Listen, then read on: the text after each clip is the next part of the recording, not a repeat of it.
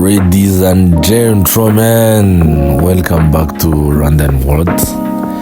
Nizere ko aho muri hose mumeze neza, ibintu biri kugenda neza gake gake. Aho bitameze neza, let's hope ko biri bugende biza. Iminsi irasa ariko ntihwana, niko mu Kinyarwanda bivuga.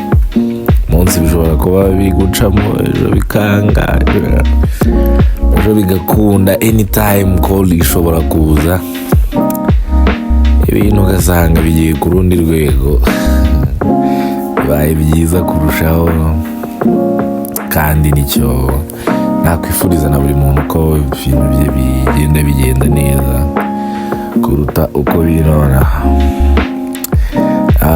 Bijya no gusa na sije y'uyu munsi. Uyu munsi turi buganire ku kintu cya ukuntu ukuntu uba ufite nk'inshuti yawe mubana mu buzima bwa buri munsi, wenda wowe wikorera cyangwa se ufite n'akazi we atagafite, ku buryo nyine most of the time igihe umushakiye umubona inshuro nyinshi muba muri kumwe, aza gusura ku kazi, iyo utashye nimugoroba murabonana, igihe cyo kujya muri siporo murajyana, gusenga, nyine moments zose ubonye akanya niyo nshuti muba muri kumwe, inshuro nyinshi. Hanyuma rero at the end of the day akagira gutya, kubw'amahirwe bimwe twavuga ko uyu munsi biba bimeze neza, ejo bikamera neza kurushaho, cyangwa bigahinduka bikaba byiza cyane. Akagira gutya akabona iyo call, wenda nk'ahantu yakoze application cyangwa a random thing ikaza ari nka opportunity, akaba nawe abonye akazi, abonye ikintu cyo gukora muri rusange, abonye good contract or something. Noneho the timing urumva obviously igiye guhinduka. Hanyuma igihe mwabonaniraga, ku kuntu wamuhamagara ukamubona, ku kuntu wavaga ku kazi ari ujya kureba, ku kuntu yagusanga ku kazi, donc ubwo buzima busanzwe mwari mubanyemo, yewe kubwira ko yabonye n'akazi, he was a good thing, warishimye, umuntu wishimira inshuti ye, ariko hakabura good session yo kwita updatinga mu mutwe wawe yuko ubwo n'ubuzima mubanyemo bugiye guhinduka. Niba wamubonaga 5 hours a day, ubu birahindutse, yabonye akazi, uzashobora kumubona rimwe once in a week cyangwa mu kwezi. Hanyuma ukazajya ukumva niba wenda we yarakabonye nka mbere yanyu, wenda cyangwa niba yarakabonye nawe wari ugafite, ariko schedule nyine urumva irahindutse, aho hakaba hari ukuntu mwese ntako mwari mufite akaba yarakabonye, ujye kumva nk'umuntu aravuze yabonye akazi, asigaye wiyemera, urumva abonye akazi, ntabwo ukitwitaho, ntabwo ukivugisha umuntu, yaba twajyanaga muri siporo, twajyanaga gusenga, ariko ntabwo umuntu akikubona, and you be like none see donc ako kantu kabaho cyane, sinzirawe barabwira niba mujya muhura nabyo cyane, niba mwaranahuye nabyo, that kind of experience. Rero ugasanga nyine hari ukuntu abashuti bawe bagufashe nyine nk'umuntu usigaye uri rude kind of way, kandi urumva mu buryo bwumvikana, niba narabaga ndi free 24/7, ubungubu nkaba nsigaye ngenda ku kazi, mbyuka 6, wenda ngakorera ku gasiporo, nkitegura nkagera ku kazi saa moya, nkaza kuvayo saa 11 cyangwa saa 12, urumva like the whole day hours nyamara ndi ku kazi ndimo gukora. Icyo gihe wowe biragoye ko nyine nawe turi bubonane. Hanyuma hakajyaho igihe ntashye, urumva ntashye naniwe, my timing iraza nayo kuba itameze neza, most of the time iyo utari nka highly prioritized, ariko I don't believe in that, ko umuntu muri 24 hours a day washobora kubura just 1 minute to text or to call and say hi kuri njyewe, my opinion about that, ntabwo nyemera rwose ko mushobora kubura like any second his or her day aba ashaka kuvugisha. Wenda ibyo nacyo tuzakiganiraho next time. Ariko ugataha urumva uratashye, ushobora kumutextinga cyangwa ukamuhitina hapo na call umeze sometimes ugataha urushye, you have to sleep earlier kugira ngo uze kubyuka kare umeze neza mu mutwe, uzinduke ujye mu kazi ugakore neza.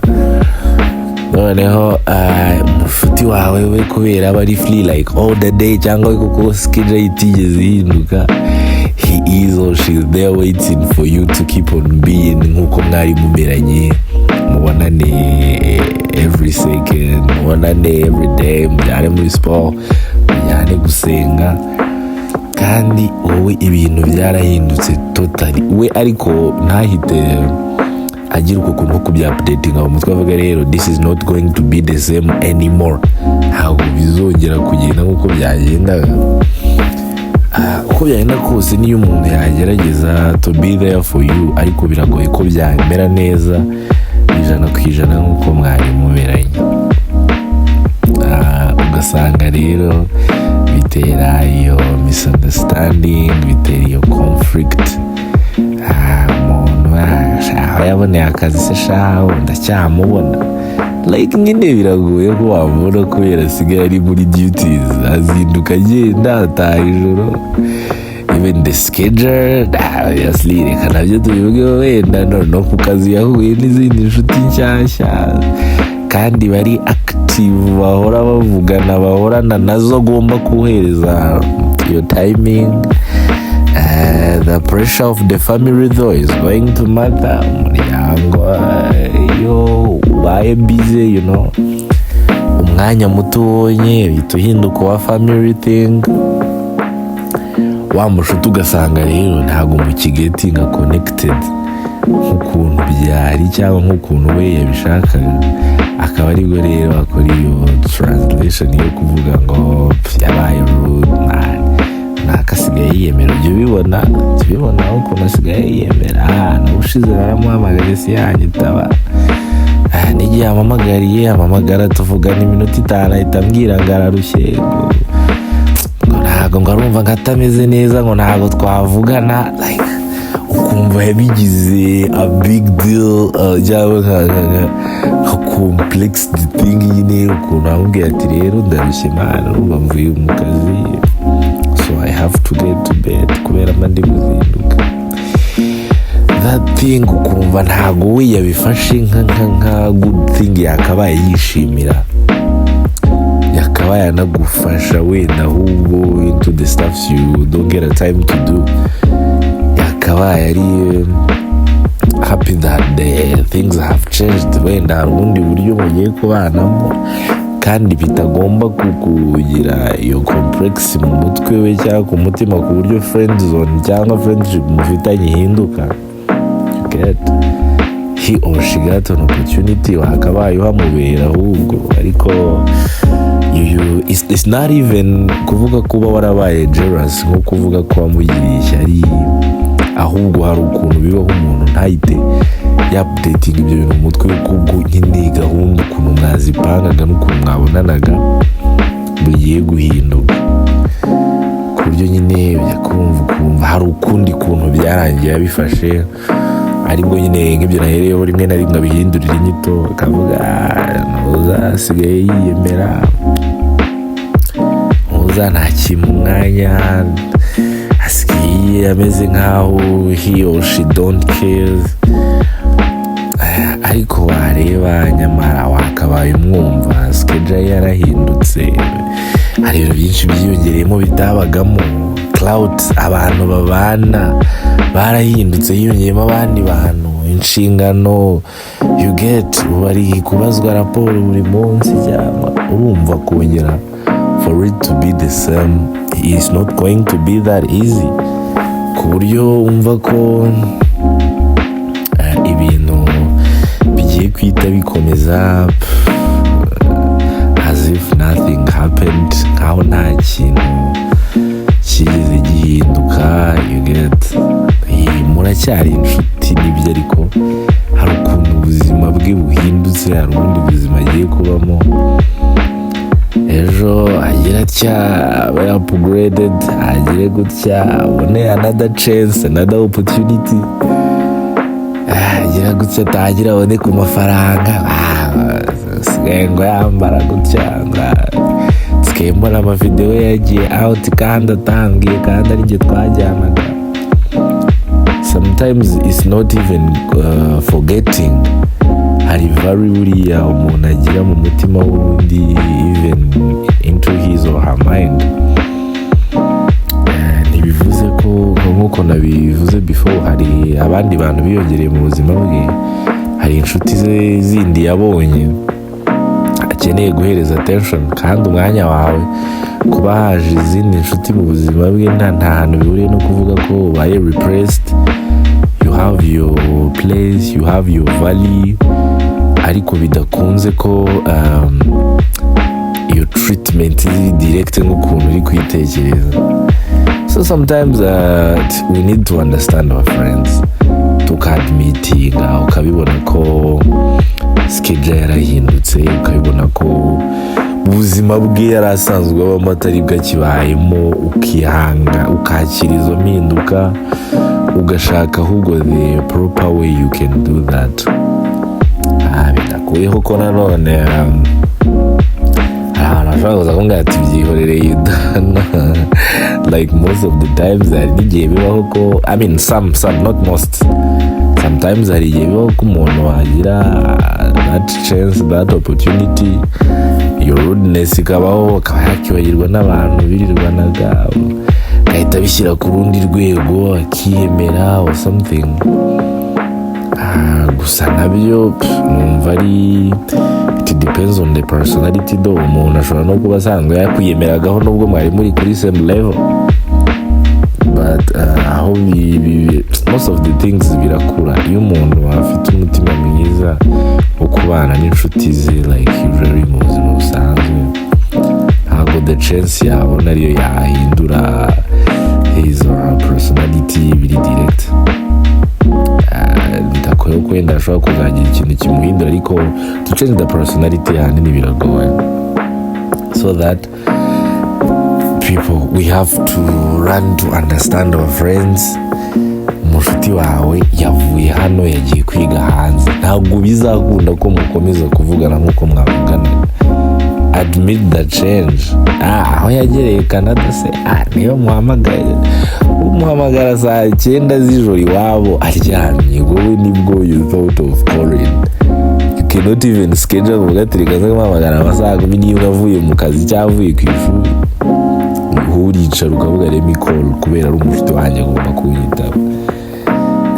Aho yagendeye se shaho ndamwandikira akansubiza hashize amasaha 5. Reflect on the schedule, saa 2 za hasi, saa 2 ziwe.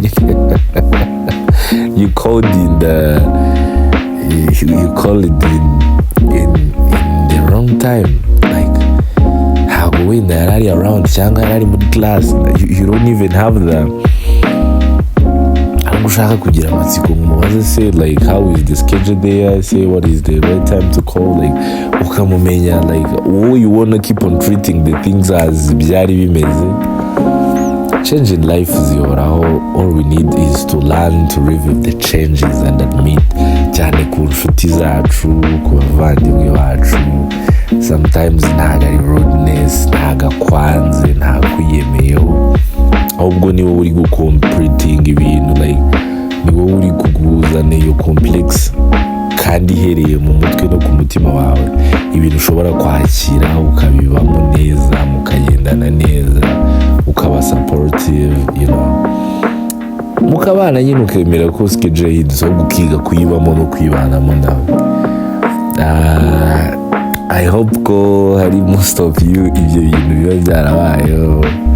So you can come and comment. You can even reach out to us on our social media platforms, Instagram, TikTok, Twitter, I mean X. Even here you can comment or write igitekerezo cyawe, cyangwa you share the experience y'ukuntu byakubayeho n'ukuntu byakugendekeye, even how you handled that kugira ngo ugarure iyo friend zone. Utubwiye niba ujya unayibona muri sosiyete aho mutuye. So shout out to you all, like I love you big. Keep on supporting, keep on subscribing, sharing, comment, duhe n'iki gitekerezo cyawe. So ciao, see you into the next video where we talk here. Hano twivugira ubuzima busanzwe muri sosiyete, ushobora kuzana sije nawe tukayiganiraho. You share your experience and your idea n'icyo bitekerezaho. Bye bye, love you all.